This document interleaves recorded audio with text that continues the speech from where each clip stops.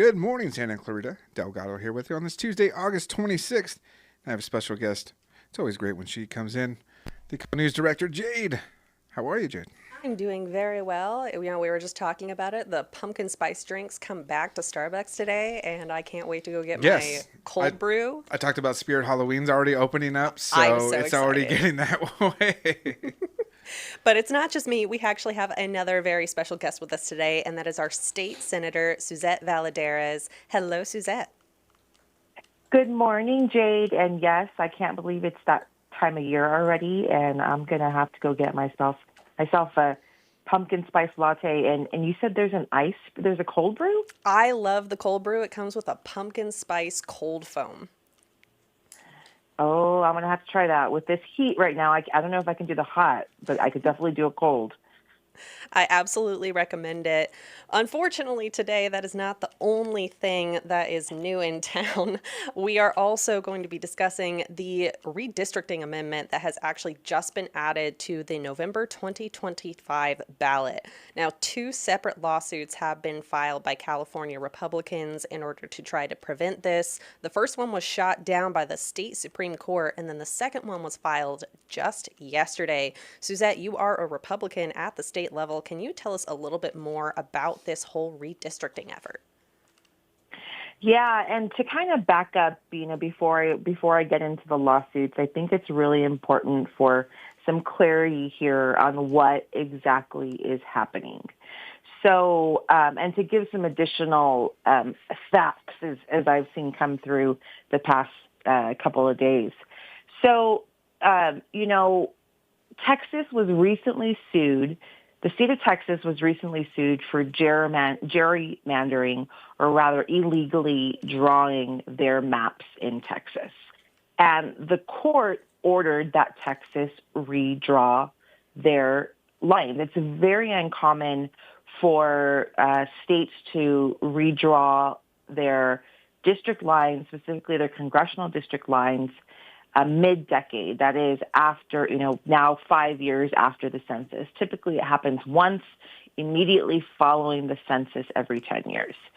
So unfortunately, we have a governor who, it's my understanding now, this kind of plan for California to redistrict and for some of our bluer states to redistrict has actually been in the works for a couple of years. Because it's ultimately a power grab. And Politico recently reported in a article of theirs that the Democratic consultants have been talking about doing this for years. Unfortunately, our governor took what was happening in Texas, spun what was happening in Texas, and said that, well, if Texas is going to redraw, their districts, we're going to do the same thing in California. Now, he's posing this as a Trump told Texas to redraw their districts to favor Republicans, so we're going to do the same in California. However, it's not the same. This is not an apples to apples comparison for a multitude of reasons. One, California doesn't have a court order to redraw our districts.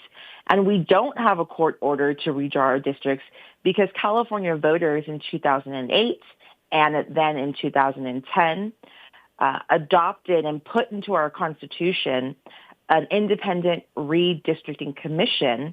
Voters said, we're going to take the power away from politicians because we know politicians are greedy. If they have this power, as we've seen in the past, they're just going to draw districts that favor themselves, their buddies, their political insiders. So the voters said, no, we're going to create this commission. We adopted it in 2008, and in 2010, they added drawing congressional maps to the authority of the redistricting commission. Now, the governor, now that brings us to our first week back at session last week. I had a great time over summer in the district, and then I got right back to work about a week before, working on figuring out and trying to stop Governor Newsom's power grab. So last week, what happened is the legislature gut and amended, and we've talked about this in the past, Jade, how legislators will completely gut a bill from all of its language and insert additional language or different language and move that bill through the process because we have deadlines that would typically prohibit new legislation at the end of the year from just moving right along the process. Now, also in California's Constitution is a law that says that you cannot introduce new legislation.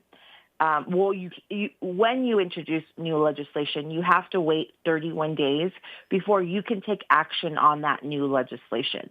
They try and get around that with the gut and amend. They tried to get around that with the gut and amend this time, and we said, no, this is something that is it's such an overhaul of the original bill's language, entirely different points of election code. We're going to sue the legislature and ask the courts to tell the legislature this is new legislation. You have to wait 31 days before you can take action. Unfortunately, that was a very short timeline. We filed that suit on Monday. We needed a response from the court by Thursday, and because it was it was an immediate request, the court said no, you don't have enough in your lawsuit to show the burden or the need for an expedited request. So we lost that lawsuit, but it was for some technical reasons. So we're suing again. We introduced a new lawsuit. The bill passed. Actually, I offered an amendment to that bill. In our current system, any commissioners are barred from running for office for 10 years, right? Because we don't want commissioners, again, drawing lines and districts for themselves.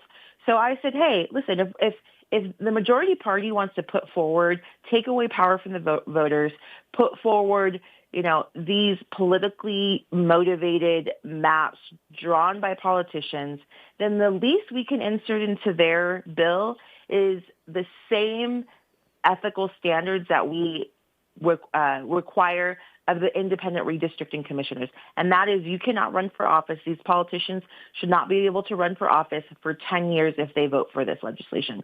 They struck that down because it wasn't about integrity. It wasn't about fairness. It's about power. This is about money, and this is about power. So fast forward to yesterday, we again put forward a lawsuit because there are from the politicians taking place and illegally drawing maps to just the constitutional violation after violation after violation. We filed another suit yesterday. And what this lawsuit is going to do, it's going to ask the court, again, in California's Constitution, there's a single subject rule when it comes to ballot propositions and even legislation. You can't put two different questions about two different things because on this ballot proposition, they're trying to squeeze 2 points into one question.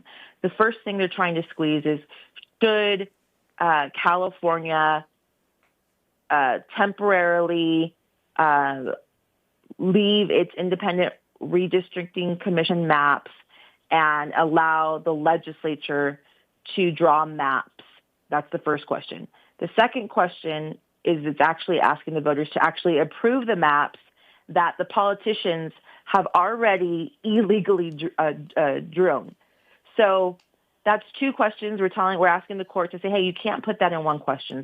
There needs to be two separate questions on the ballot proposition. The other thing we're saying is that this is actually illegitimate.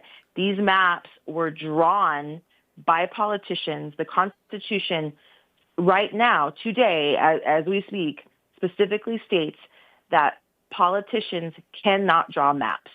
So we're also arguing that you cannot legally or retroactively give politicians this authority.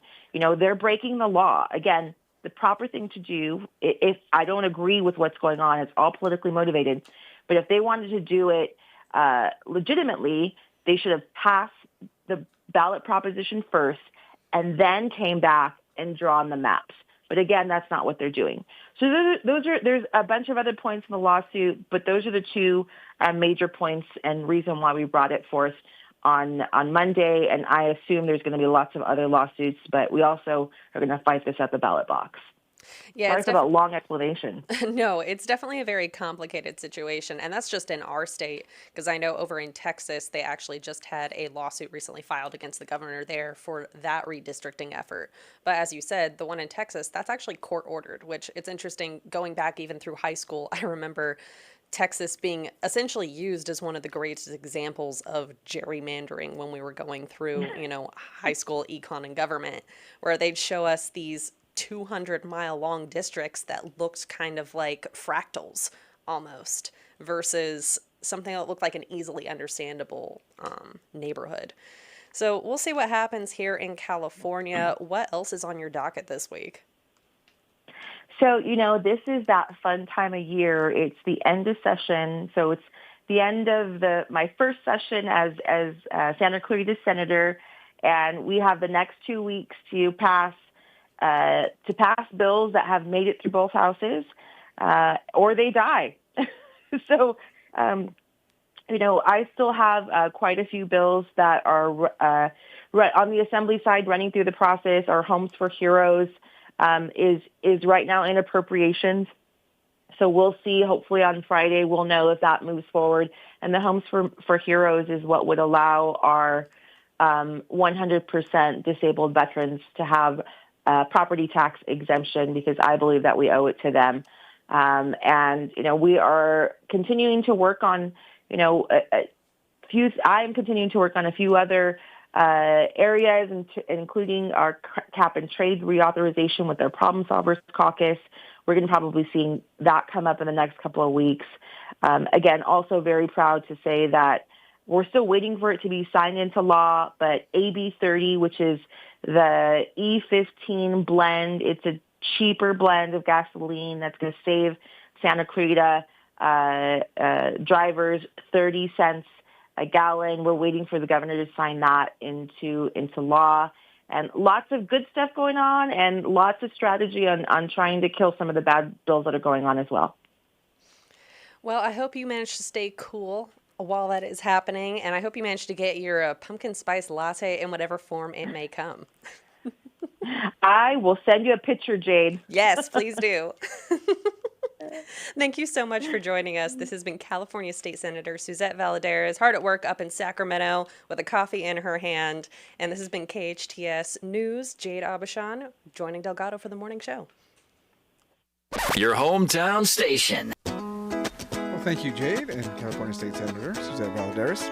If you caught the tail end of that interview, you can watch it in its entirety by heading on over to Facebook.com or YouTube.com and searching KHTS Radio.